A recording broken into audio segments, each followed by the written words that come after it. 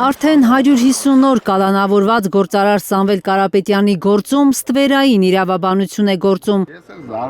Ահա զանգում է փաստաբան Արամ Վարդևանյանը։ Զուգահեռ մեր իրականությանը երևի թե ստվերային իրավաբանություն ունենք։ Պարզապես ստվերային իրավաբանությունը այլևս ստվերում չի մնում։ Արդեն ակնհայտ է այդ աստիճան։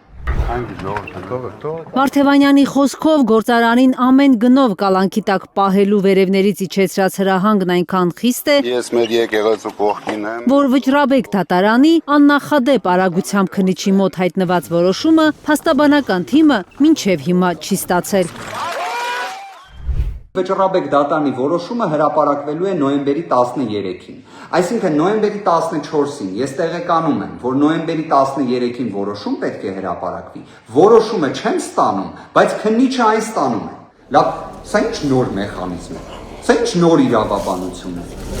Դատախազությունը դիմել էր Վճռաբեկ դատարան Կարապետյանի գործը չկարճելու հիմքեր ստանալու համար։ Շատ արագ դատարանը որոշում է կայացրել ու հասցրել քննիչներին։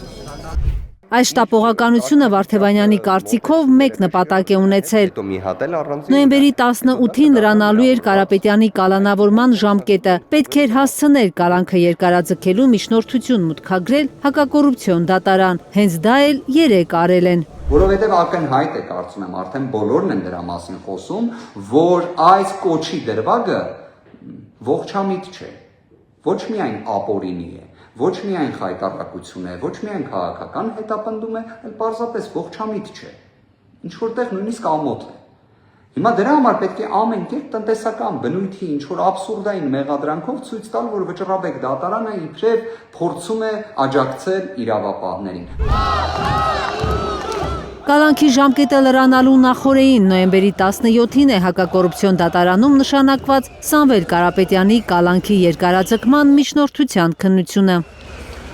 Կարնե Մանգասարյան, Գագիկ Տեր-Ղազարյան, Հայլուր։ Հայաստանում եւ աշխարհում տեղի ունեցող իրադարձությունների մասին առաջինն իմանալու համար բաժանորդագրվեք մեր ալիքին, սեղմեք զանգակը, որ բաց չթողնեք ամենահրատապը, ամենակարևորն ու հետաքրքիրը։